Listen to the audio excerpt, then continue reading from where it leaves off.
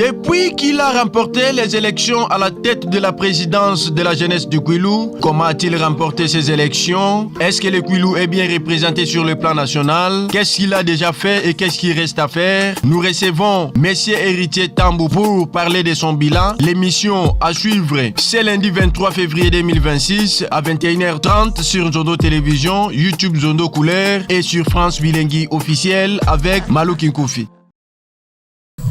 Bien, mesdames et messieurs, bonsoir et bienvenue à travers cette émission 100% Population, une émission que vous allez nous suivre partout dans des plateformes Facebook, YouTube, même au niveau local. Merci encore une fois, bienvenue à travers cette émission que nous recevons ce soir pour vous, le président de la CPJ, donc Conseil provincial de la jeunesse du Kwilu, à la personne de Monsieur Héritier Tambou. Je crois que vous avez suivi des spots d'annonce que nous allions bien sûr le recevoir. Donc il est ici avec nous présent.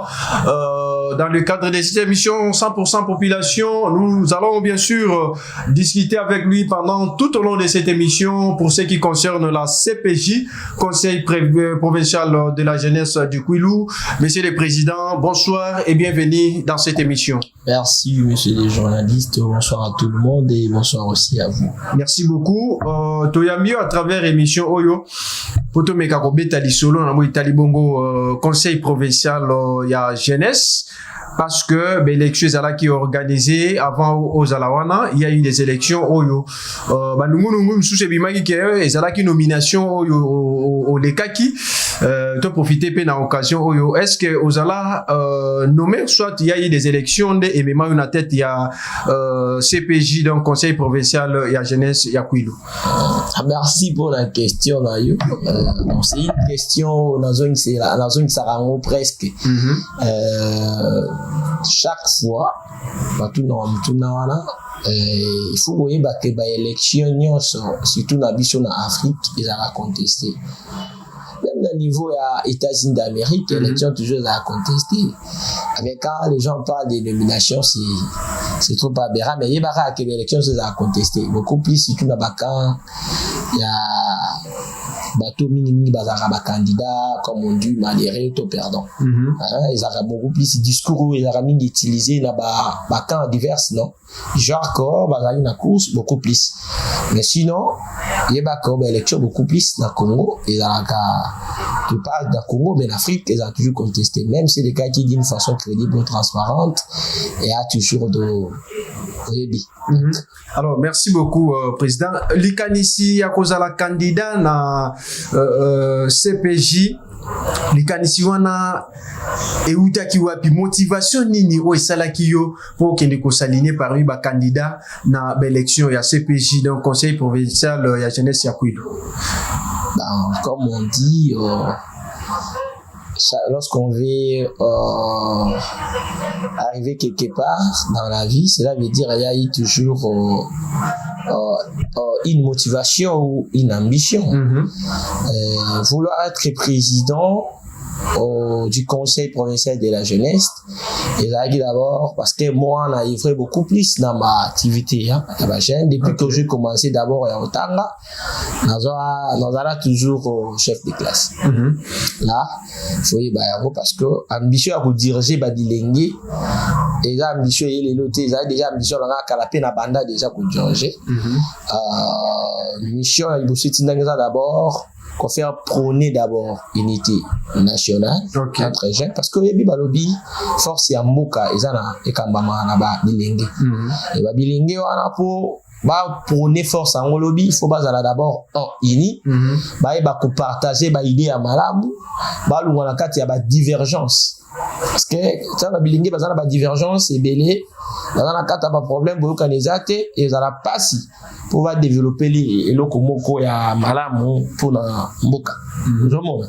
quand biso to mibengami à venir à lobby photo lokato za la ini pour la ini il faut qu'on prêche l'unité c'est prêche faut organiser des activités qu'on fait prôner d'abord unité kotali sana bilenge que cause la gêne et zali fenêtre d'opportunité c'est que kobanda 0 à 45 ans ndenge Bible écoute zo bezali âge yo mutu fois ça ma sa vie parce que c'est difficile après 45 ans taka ta subila nga kokate parce que pona babilenge bayeba yango bayeba ko préparer bo kibolenge na bango il faut mutu oyo ayebi ko encadrer bango ko talisa bango premièrement d'abord auto prise en charge Michel Liboso vision et tindanga d'abord ezali ko luka auto prise en charge la jeunesse donc pour faire comprendre la babilenge nyonso bayeba ke ko se prendre en charge yo moko c'est important pour que se prendre en charge et singa cause en morale normale parce que si les autres gens face à des défis ébélés ils a parce que babilenge baza beaucoup plus incapable à se prendre en charge balingi beaucoup plus base à la dépendant à les place d'être indépendant bon beaucoup plus il y a des difficultés ça tout autour de makambona ils ont ça que bajen base à la indépendant base à la beaucoup plus dépendant alors mission la bise zaki à Liboso kolukelo pour les ali na ba sensibilisation koluka indépendance à bajen les ali na ba makambo ebele esprit d'abord moral surtout na mboka na biso to on a problème pour les jeunes base à la indépendant il faut au moins des moyens il faut misala alors misala ngo l'état yemoko ko gérer ba bilenge nyo sauter alors beaucoup plus il faut base à la miser sur l'entreprise base à la beaucoup plus focaliser sur l'entrepreneuriat pour base à la beaucoup plus entrepreneur pour bailler ba ko se prendre en charge alors comme cause un entrepreneur na biso surtout na kitire na biso au Quilloise ils a vraiment dont la biso mingi ezali ko kende classe mingi alors il faut ko zala wana ko luka ko aider bango na ba expert oyo ba yebi ko ta l'entrepreneuriat pour ba aider bango mutu na mutu ba ko parce que il faut ba longa la ligne to za ko ba ke écouter ka ke vanda commerce ke vanda don na mauvais donc ko longa ba jeune ba ba ke côté ke zali kamba donté mais ezali faut ko za l'entrepreneur donc tout le monde est censé être entrepreneur d'accord président maintenant les lots aux en à tête il y a CPJ ma prédécesseur na yo ba les cas na tête il y a CPJ les lots aux ali à tête il y a CPJ na kati ya CPJ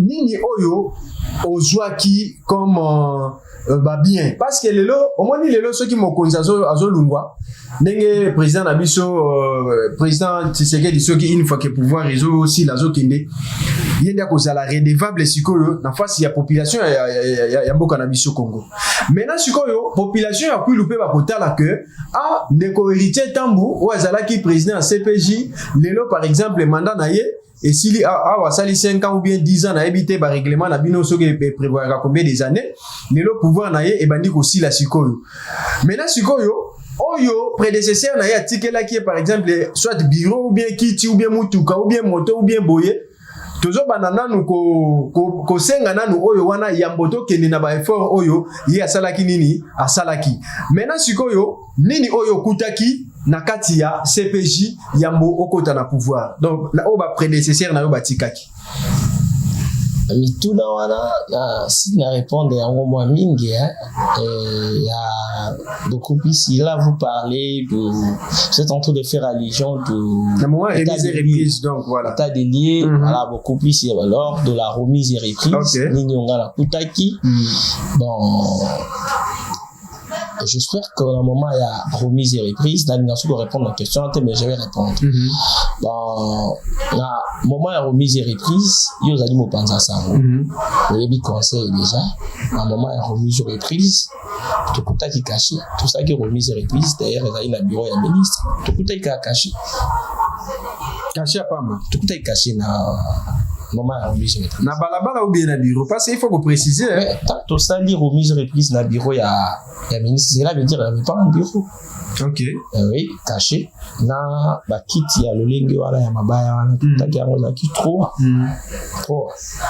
alors aujourd'hui est-ce que conseil à sana bureau parce que ba bandeko belé ba tuna question na mingi na ba mususu bazo mona ba photo mususu poster c'est comme si na kati ya bureau est-ce que bozo louer bureau moko quelque part pour na ko installer moi quelques activités à CPJ ou bien depuis installation là quand on a côté les alliés na bureauté tout ça lui remis depuis pas excellence na ça la cap fort ils ont quand même démonté j'avais trouvé en bureau à CPJ les alliés na bureau conseil provincial de la jeunesse à plus les alliés na bureau les alliés vraiment na bureau puis les alliés na administration ils en ont fait merci beaucoup bureau des alliés na face ya aérodrome na biso ya bandundu na ancienne concession à Monisco de benga quartier général à Monique et Zalaka. Si vous entrez à l'intérieur c'est trop des ministères et tout premier bâtiment ils ont construit la Biquick c'est là vous allez voir derrière peut-être comment la meilleur conseil de la jeunesse et tout.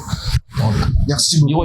Merci président. Alors en termes il y a représentation parce que mon il est là la province nous sera président jeunesse na bango sali boy président jeunesse sali activité songolo pakala tout j'en a à niveau local en termes de représentation est-ce que conseil provincial il y a biso il y a jeunesse il y a Kwilu ils allaient vraiment représenter na niveau local il y a moto kenina na niveau national est-ce que ça na activité moko oyo bino conseil bo bongisa na intérêt ya ba jeune pour la sensibiliser na likambo songolo pakala pour que jeune comprendre rôle na ye na o etali bongo secteur ya jeunesse exactement j'ai na banda ya on na l'église na lika presque na l'église moi mingi na quelques écoles na ba quartier mususu ba image ezali copis tozali na média mais to linga un peu beaucoup plus trop de matalanga nous travaillons l'excellence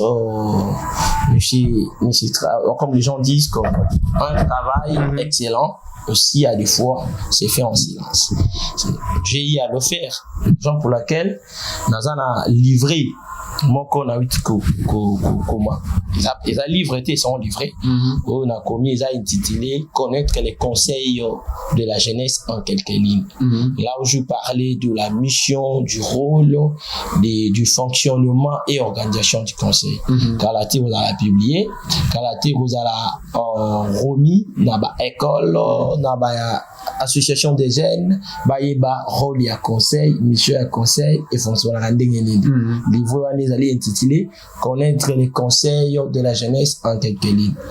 Alors est-ce que président a joué temps ya ko contacter to ko zala en contact na ba représentant ya ba jeune mususu na ba territoire na biso ya province ya Kwilu exactement nazala na Kikwiti et nazala na Bakata nazala na Bulungu bien que j'étais juste vite mais j'étais à Kikwiti. J'avais même organisé une petite réunion avec l'équipe de Kikwiti. Maintenant là, je suis en train de préparer une tournée parce que conseil, moi je suis le coordonnateur en principe, je coordonne la province. À Bandundu, il y a un président, à Bakata, parce que la province du Kwilu est régorgée de 5 territoires des villes. Donc chaque entité, ils ont un représentant à la jeune. Ngai n'a censé, comment moi je fais les rapports généraux? Moi, mon rapport général est beaucoup plus basé sur le rapport des territoriaux et des villes. On doit permettre de formuler un rapport général où on a routine dans le niveau national, bandingi sa yasikeye. Parce que conseil des institutions monnaie. Conseil fait dans l'administration, conseil fait dans la documentation. Donc, ngai na bandé linde parce que je n'avais même pas trouvé une documentation pour votre information. Cela veut dire ngane na bandé administration nyon sur conseil. Koyeba bande kwa bulungu baza combien, bande ko yanani baza combien. Donc ngai funa zana babiloko wana nyonso. Koyeba bato bulungu bazani baza combien eza eloko wana funa zana mutu. Bilenge baza combien. Parce que les Bilenge va représenter beaucoup plus 75% de la population. Les Founaye va répertoire à la Founa Zana. Parce que pour la répertoire, les Ali Bande Koulanga va représenter la niveau de territoire. Les Badbako Sunganga, la rapport. Donc le président, d'abord, les gens doivent savoir que le président est là pour superviser. Bamisala Yaba, discipline les Ali, va territoriaux. Ville. Et c'est par là, on laissera une bonne administration. Moi, je dis, si je ne suis plus au conseil et que je suis dans fait mandat, je vous dis que Mouto Aroya a un problème d'administration. Mouto Aroya a un problème d'adresse. Parce que lorsque le conseil n'a pas une adresse, ça un problème sur rien. Pour besoin financement, ton partenaire a que début nous pour introduire au projet. Non, je suis en train de t'expliquer. Non. Je t'explique par rapport à Moussala Langai. Je suis là juste, même pour faire une feuille de route, je dois travailler en collaboration avec tous ces gens-là. Soit, comme le gouvernement vraiment, tout ça n'a pas de problème, le gouvernement, pour ça, c'est un bon militaire. En gros, à travers la musique, partie de la document, on élabore. C'est un peu ça. Donc, c'était juste une parenthèse pour te faire comprendre comment le conseil fonctionne. Merci beaucoup, Président. Alors, on vous acquise pour dire que à tout moment aux gens à Bandundu, au Bimakate, ni Kinshasa, ni Boye. Alors comment province Nabiso ya Kwilu et Kozala visible au niveau national? Est-ce que visibilité est allée? Non. Mais apparemment, Makambouango et Zoba, moi, Mingia, et pas dans le kilo, ailleurs, et l'eau, tout écoute. Il a faux. Parce que, Banda n'a pas pouvoir. Invitation nyonso à niveau national na répondant à yango. Première invitation il y a qui a assemblée générale extraordinaire pour nous élire président national. J'étais présent tout d'ailleurs la maman chef de division, il y a eu comme si chef de mission dans la présent. Face à face avec le président de la République. Pardon. Au village d'opportunité, il y a qui axé sur l'entrepreneuriat et l'emploi des jeunes. J'étais présent. Parce que nous, on ne parle pas Kinshasa pour partir seulement, ok. Mais à Kinshasa, beaucoup plus de Kendaka par invitation. On envoie une invitation. On a une invitation à Boutou.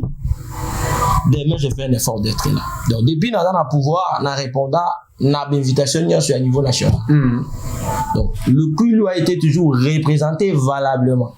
Parce que je tiens à te rappeler que je suis le vice-président du caucus de tous les présidents provinciaux. Parce que nous avons un caucus des présidents provinciaux. Du Congo. Mais je t'ai dit, je suis le nous avons un caucus des présidents provinciaux. Hormis le CNJ qui est le conseil national de la jeunesse. Toi, la caucus, je suis le vice-président. Lorsqu'on arrive devant les autorités, je suis parmi les gens qui prennent la parole. Je vous dis. Merci beaucoup. Merci beaucoup. Alors, quelles sont les difficultés? Parce que moi, les lots, quand j'ai malam, pour moi, ma boko ezala, pour moi, les sungia bandego, songolo pakala ezala. Quelles sont les difficultés au Kouti, na kati ya CPJ? Quelles sont vos propositions? Donc, au Talina Angleterre, et sengeli to sala bo mes difficultés zali. Nini o sengeli ba konziba sala pour accompagner CPJ. Bon, et là liboso, faut yeba que conseil ezali organe oyo et jouaka pont entre babilenge na bakonzi. C'est que ngai nazali pont oyo azomema ba déshydraté ya babilenge pa bakonzi. Na komema yango comme ça te na de bouche à l'oreille, c'est par l'entremise des documents. Ba projet, ba proposition te déposer na table et pour bakonzi ba yanona na yango. Est-ce que vous sala yango déjà? Mais je vous dis, je préférerais à la prochaine d'ailleurs je vais vous inviter, vous serez dans mon bureau quand vous invitez même si tout ce qui se passe vous allez voir qu'il y a un bureau stable aujourd'hui moi qui type à moi pour baluka moi mais je vous dis au Royando on a pendant administration les alliés assises par rapport à cette question. Vous serez dans mon bureau, dans mon cabinet, vous allez voir tout ce que j'ai. Merci beaucoup, Président Héritier. Alors, na otali bongo siko ba investisseur. Au moni lelo, il faut qu'on la manager. Na éviter est-ce que Président Héritier azali manager?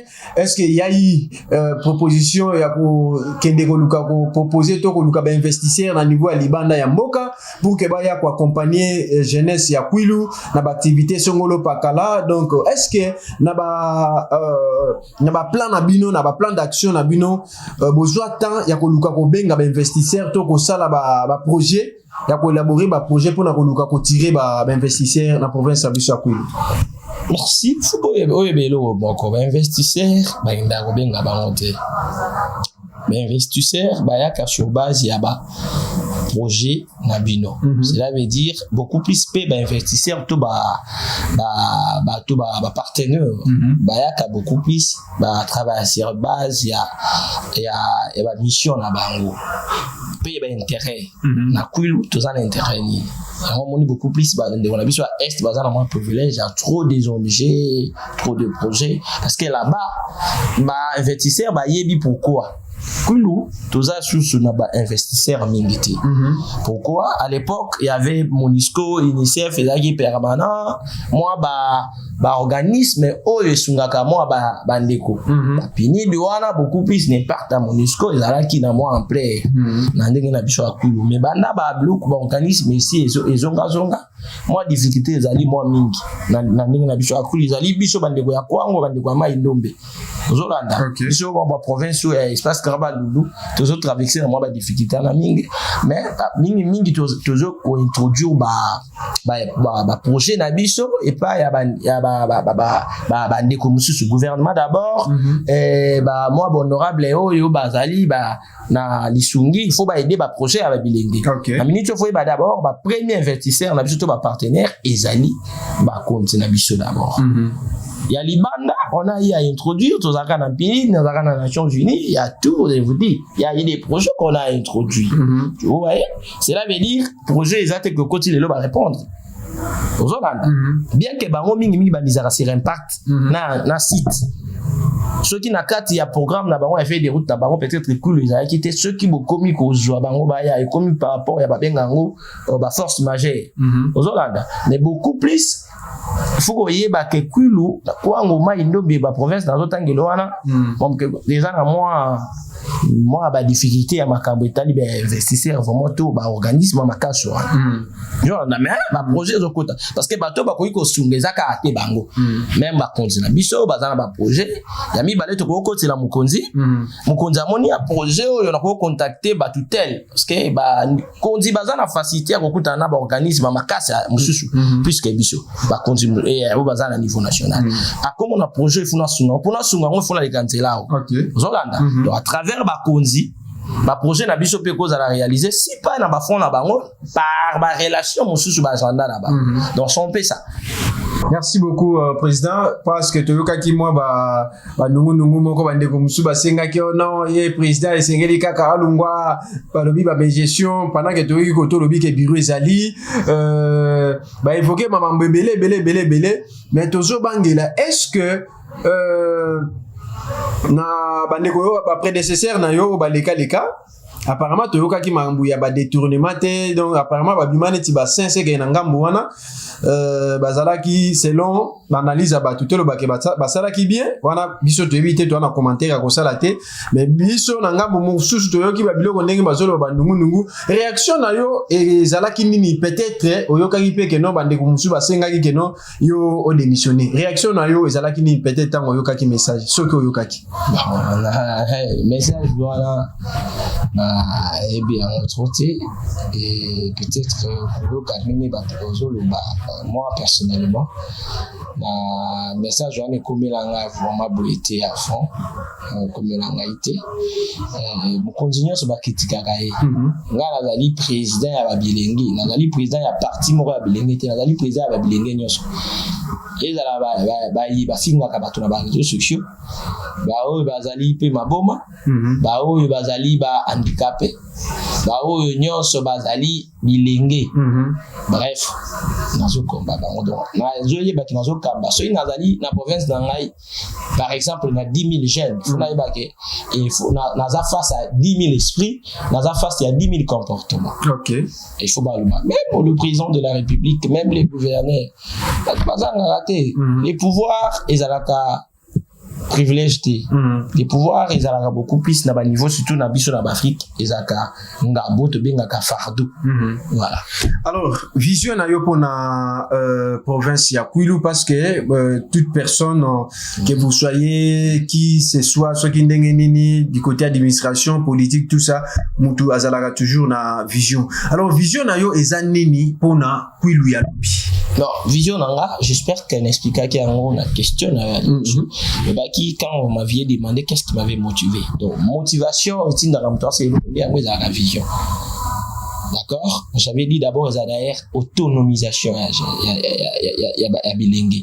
Donc auto prise en charge na bango ya liboso so ba bilenge ba komi capable ya ko se prendre en charge au moment na toza na ba problème ebele bisuté o jeune rolingate afinga mokonzi songolo pour intérêt mokonzi songolo pour vivre ozolanda zena koluka za su tante ya kozwa ta ya kofinga batu na réseaux sociaux tant ka ebike na zana mo eloko nanga OK ya on sur C bon vision ya liboso d'abord ezali auto prise en charge ya bilenge ba ke kozala ko se prendre en charge ezaka musala l'état te que yimoko ko kiko créer. Parce que même en Europe, c'est pas tout le gens qui travaillent dans l'État. Beaucoup plus, il y a des agences, des sous-traitances et tout qui permettent que les jeunes ont le bâtiment à mingi, les jeunes ont le capable de créer une entreprise dans le barreau privé. Donc c'est ça d'abord ma vision. Tout prise en charge. Les bourseaux d'abord bilingue va se prendre en charge pour qu'on se prendre en charge à bilingue ils n'ont pas qu'ils allaient porte d'ouverture il y a makambo belé puis à développement. Dans quelques matins et que à la 13e session des conférences des gouverneurs que ça la mana province na biso ya Kwilu un mot na ba bilingue nyoso ba kozwa temps ya kolanda biso. Ah d'accord, merci. Message nanga vibrant message nanga ezali kaka moko ba bilingue bazala bomoko batika koyoka biyuka yoka ba accompagner ba konza province na ba fort na bango bazo c'est ko sala te matin midi soir parce que c'est pas facile ya ko accepter 13e conférence ya na mboka surtout yango ezate ke ba prévenir a mutu bo mona kindengi tata mokonze ko lo alaka alobaki yango même papa tata na biso mokonze ya province a quand même surpris ayoki yango a ndi ba kite qu'après lo ala be ko zala yi cela veut dire to accompagner ba konza province nyonso que activité à 13e conférence ils à la reçu to yambela bango na lolenge tozali to yamba mupaya na mboka no na ndenge yozali. OK so vous en a kiti te ko luka to ke luwe kita ba pa yo ya na po a des fois muto azo ya wana akoki ko dire bozana kiti ta bon avant que na resuna bino ba kiti to za la fier ko mboka na biso na mabina malamu nango tokoyamba tata mokonze kolo bongo.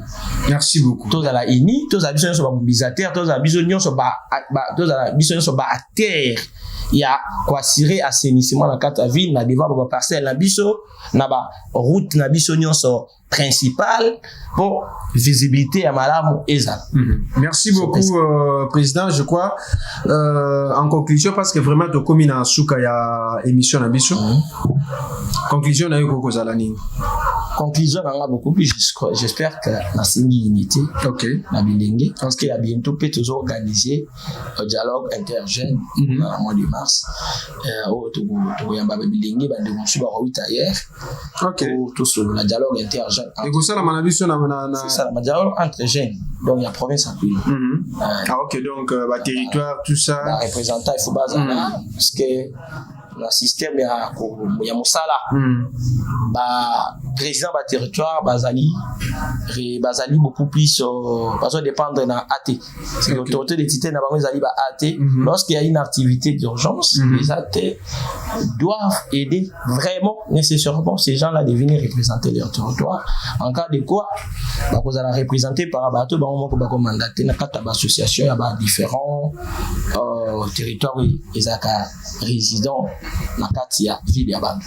Merci beaucoup. Alors président yotangoye na conseil olobi ke okuti lo côté remise et reprise kutu bosala ki yango na bureau ya ministre tout ça pendant que moi ba nungu moko ebimaki na problème ya ba tracteur ya ba moto tout ça na o etali bongo to ebite to benga ngo ezala ki détournement le kaki financement moko soki ya Louvain ndenge nungu ngo ebimaki. Est-ce que je qui peut temps peut-être à koyoka pe moi rimer wana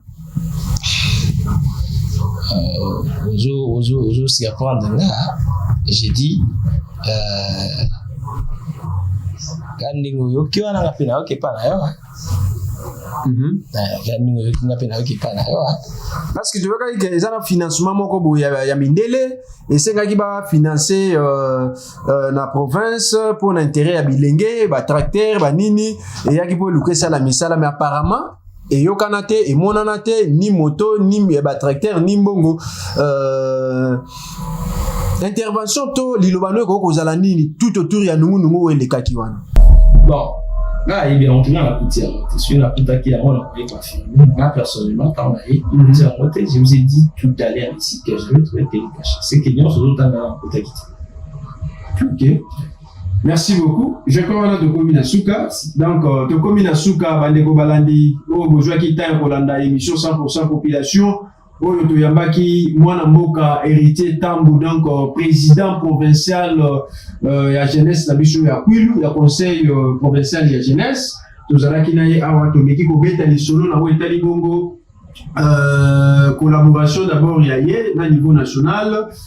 Activité oyo bango bazalaki ko sala na kati ya ville na biso to na province na biso ya Kwilu ameki ko soulever ba point tellement ebele ameki ko toucher pe problème à 13e conférence ya ba gouverneur donc plaisir ezalaki ya biso ya koyamba mwana mboka héritier Tambu na wetali bongo conseil provincial ya jeunesse mais n'empêche prochainement to koyamba ye koto kuno la siko moi ba vérité mususu biso to yoki moyen to zoye pe moi temps ebelete parce que matière ezebele so to bito bana ko beta ngo awa peut-être risquer et la lisabiso awa. Donc merci beaucoup et à la prochaine. Au revoir.